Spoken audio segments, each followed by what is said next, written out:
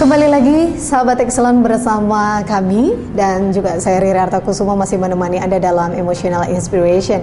Kita masih membahas mengenai energi taker dan juga giver bersama the best EQ trainer Indonesia, Anthony Dio Martin. Pak Anthony, menarik tadi kalau kita berbicara mengenai bagaimana sih ciri-ciri energi taker dan juga energi giver.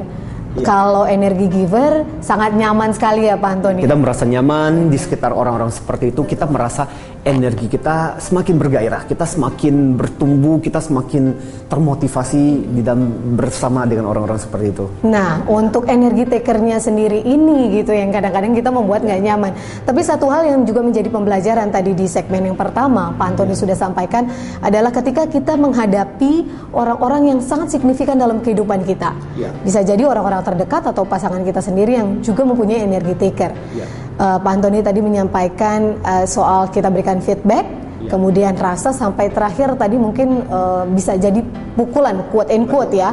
Shock terapi untuk orang-orang seperti itu. Iya. Pak Anthony, untuk orang-orang yang signifikan memang hidupnya dalam kehidupan kita, gimana ya Pak Anthony untuk memberikan cara yang efektif dan memberikan feedback yang efektif agar memang bisa menjadi efek jerah nih untuk energi taker yang kondisinya orang-orang yang signifikan dalam hidup kita? Iya, memang tidak terlalu gampang Mbak Riri.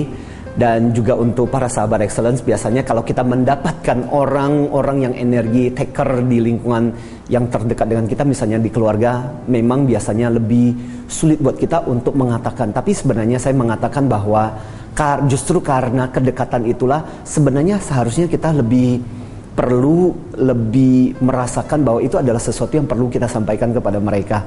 Intinya sebenarnya dengan bingkai yang baik kita bisa mengatakan, sorry ya, misalnya katakanlah kepada pasangan kita bisa mengatakan, kenapa sih saya merasa bahwa kalimat-kalimat yang belakangan kamu ucapkan kok cenderung jadi negatif sih.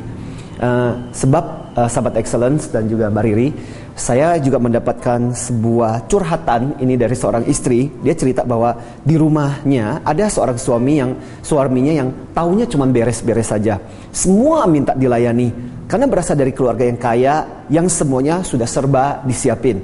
Padahal saya sebagai istrinya juga kerja dan pulang juga harus melayani dia dengan penuh tuntutan ini dan itu. Kalau tidak tersedia seringkali dibentak-bentak di depan anaknya. Jadi dia merasa capek. Sudah di kantor, pulang ke rumah juga merasa semakin capek. Nah, dengan hal seperti itu, seperti pertanyaannya Mbak Riri dan juga mungkin sahabat Excellence, ada baiknya kita membingkai dulu pernyataan kita kepada pasangan kita dan mengatakan, kok aku merasa begini. Jadi yang terpenting sebenarnya ketika kita memberikan feedback kepada orang-orang yang energi taker, intinya sebenarnya kita harus menyebutkan secara spesifik apa sih yang kita rasakan dari sikapnya, dari tindakannya yang kita anggap ataupun itu menghabiskan energinya. Ya? Betul. Karena kadang-kadang sulit juga kita memberikan masukan kepada orang-orang yang energi taker dan kita mengatakan, kok kamu negatif? Nah, pertanyaannya adalah negatifnya di mana? Itu yang kadang-kadang kita nggak spesifik waktu ketika kita memberikan feedback. Kalau kita mau mengharapkan orang berubah, para sahabat Excellence, yang penting buat kita adalah persisnya adalah kita harus memberikan masukan-masukan yang spesifik.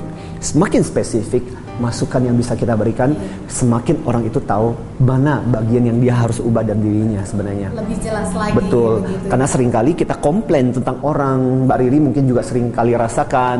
Sahabat Excellence, Anda juga sering kali merasakan bagaimana Anda merasa nggak nyaman dengan seseorang gitu loh, atau orang cerita gitu, tapi kadang-kadang ketika kita kasih masukan nggak berubah-ubah karena mungkin masukan yang kita kasihkan nggak spesifik.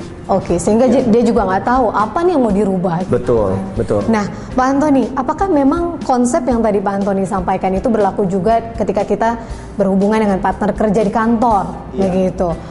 Seringkali memang sangat tidak nyaman, apalagi kalau misalkan energi takernya itu satu tim dengan kita, Pak Anthony. Bagaimana menurut Pak Anthony? Nah, kalau di tempat kerja, sahabat Excellence, persoalannya menjadi tidak terlalu gampang karena apa? Kata kuncinya menjadi satu, yaitu apa? Tabungan emosi.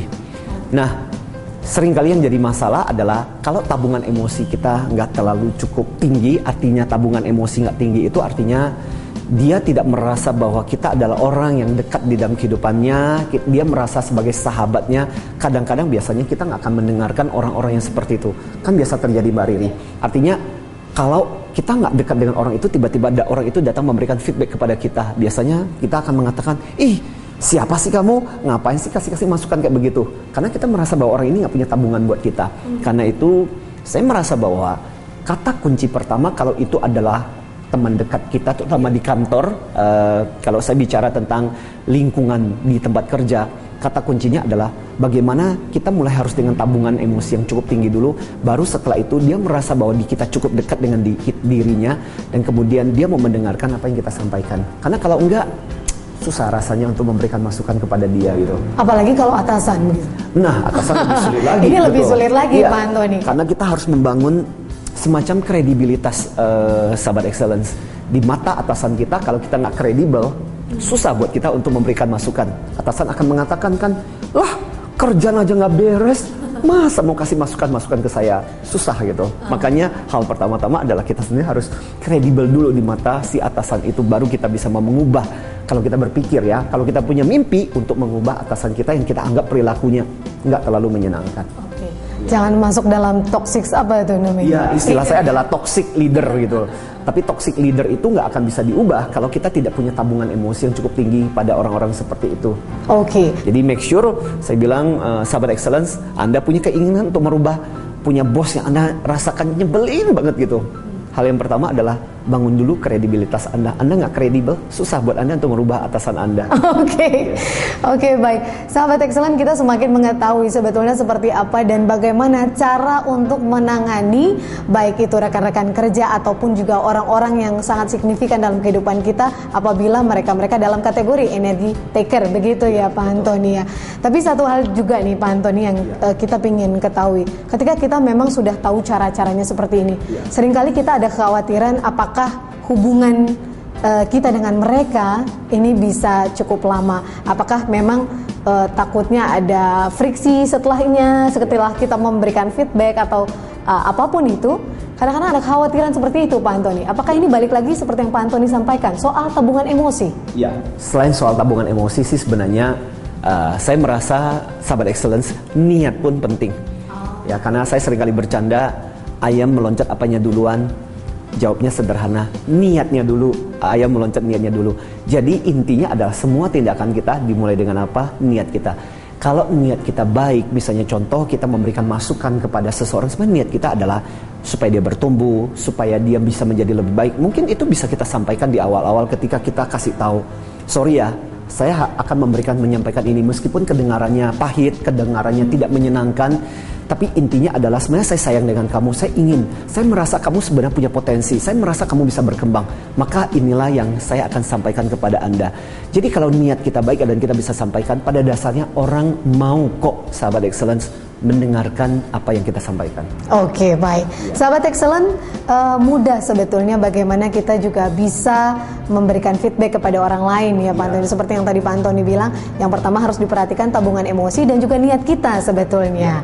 Betul-betul ingin merubah perilaku atau memberikan masukan yang positif, begitu ya Pak Antoni. Pak Antoni, nanti kita akan lanjutkan lagi perbincangan. Sahabat excellent, kita masih akan kembali lagi di segmen terakhir, masih dalam Emotional Inspiration bersama Antoni Dio Martin. Kami segera kembali.